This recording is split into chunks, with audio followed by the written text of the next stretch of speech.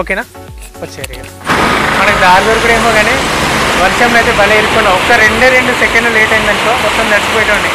చూస్తారు కదా, అటు దారి లేదని చెప్పేసి మళ్ళీ మనం బ్రిడ్జికానికి వెళ్తున్నా కాబట్టి బతికిపోయినా. ఇక్కడ మనకు స్వెటర్ ఉంది, స్వెటర్ కిందకి వచ్చాం. బీభత్సమైన వర్షం, ఫస్ట్ టైం ఇంత వర్షంలో నేను తప్పుదు. ఎన్నోసార్లు మనకి రైల్వే స్టేషన్ దాంట్లో చూపెట్టిన వర్షంలో కానీ అక్కడ తప్పించుకోలేదు, కానీ ఈ వీడియోలో మాత్రం తప్పించుకున్నట్టే. దగ్గర ఉన్నాయి కాబట్టి సేఫ్. వర్షంలో తడవకుండా సైడ్కి ఒక షాప్ దగ్గర మంచిగా రేకుల కింద చూపెట్టి రేకుల కింద సేఫ్గా ఉన్నాం. మన బండి కూడా సేఫ్గా ఇప్పుడు తడవకుండా రైట్.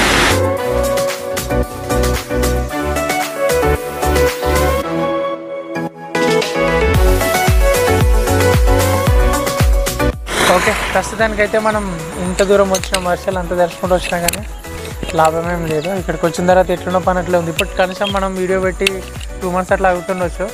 ఎట్లుంది అట్లే ఉంది, ఈ రోడ్ అట్లే ఉంది, ఎక్కడేం తవ్వలేదు. ఈ చెట్టు సరే చింత చెట్టు మనం చూపెట్టిన ఏరియా ఇది ఎట్లుంది అట్లనే ఉంది. ఏది ఇంత కూడా ఒక ఇంచు మందం కూడా వర్క్ అయితే స్టార్ట్ కాలేదు. ఇక్కడ అక్కడ నుంచి వేసుకుంటారు వస్తున్నట్టు. మళ్ళీ ఇక్కడ నుంచి వెళ్తే ఇంకా లోపలికి ఏమన్నా కనిపిస్తుందేమో చూద్దాం. డేట్ అయినా ఇప్పటికే దాదాపు 6 అవుతుంది. ఫోన్ చేతికి వాచ్ ఏం లేదు కానీ టైం అక్కడ 6 అవుతుంది.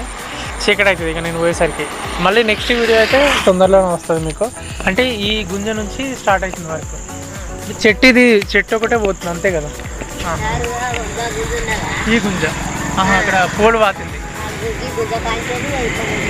ఓకే, ఇటు నుంచి అటు 6 road నుంచి వెళ్తుంది. మీకు ఇల్లుకైతే ప్రాబ్లం లేదు కదా?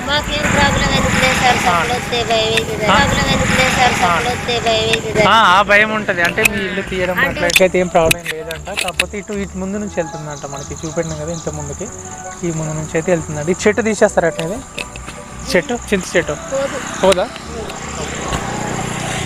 ఓకే, అర్జెంటుగా అయితే ఇంకొక వీడియోలో అయితే తప్పకుండా మళ్ళీ ఇంకో ఇన్ఫర్మేషన్ చూపిస్తాను. ఇటు నుంచి ఇంకా వర్క్ స్టార్ట్ అయిందంటే లోపలికి ఒక 2-3 kilometers వెళ్ళిన తర్వాత ఆ నుంచి మళ్ళీ చూసుకుందాం ఒక వీడియో. ఓకేనా, thank you so much. Keep smiling. By.